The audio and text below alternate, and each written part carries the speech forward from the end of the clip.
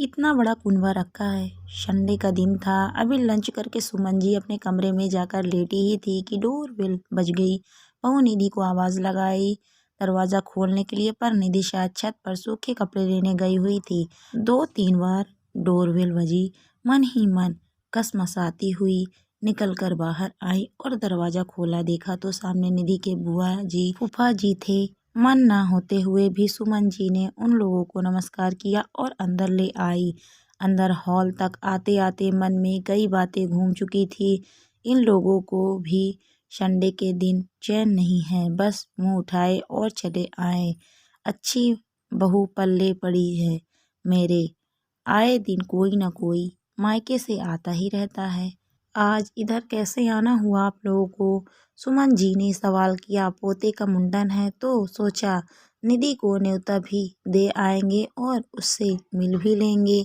बहुत दिन हो गए उसे देखे भी, बुआ जी ने जवाब दिया। इतने में निधि भी नीचे आ गई और बुआ जी फूफा जी को चाय नाश्ता कराओ, मैं अंदर कमरे में आराम करने जा रही हूँ, मेरा सिर दर्द हो रहा है, कहकर सुमन जी अपने कमरे में चली गई। उनका ये रूखा व्यवहार देखकर बुआ जी फूफा जी एक दूसरे की शक्ल देखने लगे। तब निधि ने बात को संभाला। वो आज दरअसल मम्मी जी की तबीयत खराब है ना, इसीलिए आप लोग बैठो ना, मैं अभी आप लोगों के लिए चाय नाश्ता लेकर आती हूँ। अरे नहीं बेटा, तू बैठ हमारे पास, हम तो बस जा रहे हैं, तुझे देखने की इच्छा थी इसीलिए चले आए। और हाँ, यह तेरे भतीजे के मुंडन का प्रोग्राम का कार्ड है, जरूर से आना। और हाँ, अपने पूरे परिवार को भी साथ लेकर आना। आज समधन जी की भी तबीयत खराब है, तुम ही उनसे बोल देना। जी जरूर आऊंगी, पर आप ऐसे कैसे? चाय तो लेनी ही पड़ेगी। अरे मेरी बच्ची, चाय नाश्ता छोड़, तू तो बस बात ही कर ले हमसे। निधि के बुआ जी फूफा जी मुश्किल से 10 से 15 मिनट वहाँ रुके और फिर रवाना हो गए।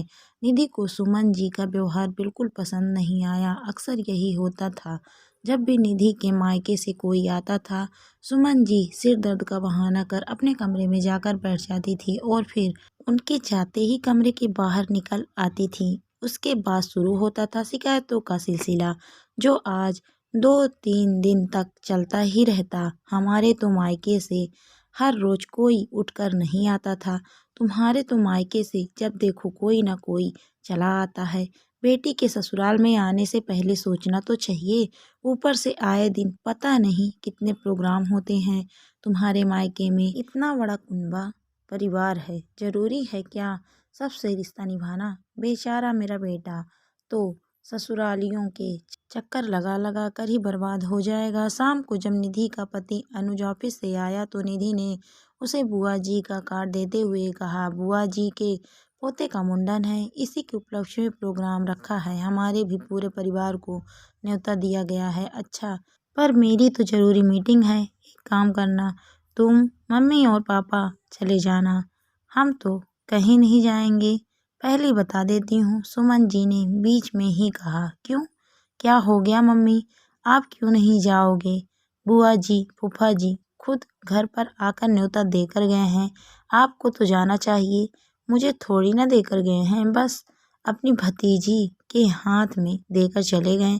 पर मम्मी जी, आप ही तो सिर दर्द का कहकर कमरे में चली गई थी, जबकि उन्होंने आते ही आपको बता दिया था कि वो न्योता देने आए हैं। अरे तो घर में तो थी, कहीं घर के बाहर थोड़ी ना गई थी। इतना बड़ा कुनबा है, लेकिन जरा सी भी समझ नहीं है कि बेटी के ससुराल न्योता देते हैं तो न्योता उसकी सास को दिया जाता है, अपनी बेटी को बुलाने के लिए उसके सास ससुर से पूछा जाता है। इतना बड़ा कुनबा लेकर बैठे हैं, पर बिल्कुल भी समझ नहीं है। हम क्या रोड पर पड़े हैं जो ऐसे उठकर चल देंगे? निधि ने अनुज की तरफ देखा तो अनुज ने बात संभालते हुए कहा, कोई बात नहीं मम्मी, आप नहीं जाना चाहती तो मैं अपनी मीटिंग पोस्टपोन कर लेता हूँ और निधि के साथ मैं ही चला जाऊँगा। हाँ, तो तेरा काम धंधा छोड़ दे और अपने ससुरालियों के चक्कर लगाते रहे। किस्मत ही खराब है मेरी, जो ऐसी बहू मिली है, जिसका कुनबा भी ऐसा है जिसे जिला घोषित कर देना चाहिए। बस काम धाम छोड़ करके इनके साथ चक्कर लगाते रहो। आज मामा के घर प्रोग्राम है, कल फूफा जी के घर प्रोग्राम है, कभी मौसी तो कभी ताई, कभी दीदी तो कभी भाई, ऊपर से खर्चा नहीं होता है क्या? सुमन जी सिर पर हाथ रख शिकायत करते हुए बोली। यह बात निधि को बिल्कुल पसंद नहीं आई और उसने उसी समय जवाब देना ही ठीक समझा। मम्मी जी, यह क्या बार बार आपने कुनवा कुनवा लगा रखा है? शादी के समय क्या आपको मेरा इतना बड़ा कुनवा नजर नहीं आया था?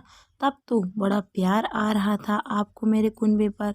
तब तो आपको अपनी किस्मत पर बड़ा नाज हो रहा था जब इन लोगों की तरफ से भर भर के गिफ्ट आ रहे थे। अब क्या हो गया? लेते हुए तो बड़ा अच्छा लगता, देते हुए क्या समस्या हो जाती है आपको? जबकि हम जितना उन्हें देते हैं उससे ज़्यादा तो वो लोग हमें लौटा देते हैं। आपको नहीं जाना है तो मत जाइए, मैं अकेले ही चली जाऊंगी, पर कम से कम बार बार मेरे परिवार का बखान करना बंद कीजिए। निधि जवाब देकर अंदर कमरे में चली गई। पीछे सुमन जी मुंह फुलाकर अनुज की तरफ देखने लगी। तब अनुज ने कहा, ये तो होना ही था मम्मी, बार बार आप इस तरह की बातें बोलोगे तो सामने वाला कब तक सुनेगा? शिकायत भी उतनी ही करो जितनी बर्दाश्त हो सके। कहकर अनुज भी अपने कमरे में चला गया। सुमन जी वहीं अपनी शिकायतों के पुलिंदे के साथ अकेली बैठी रह गईं।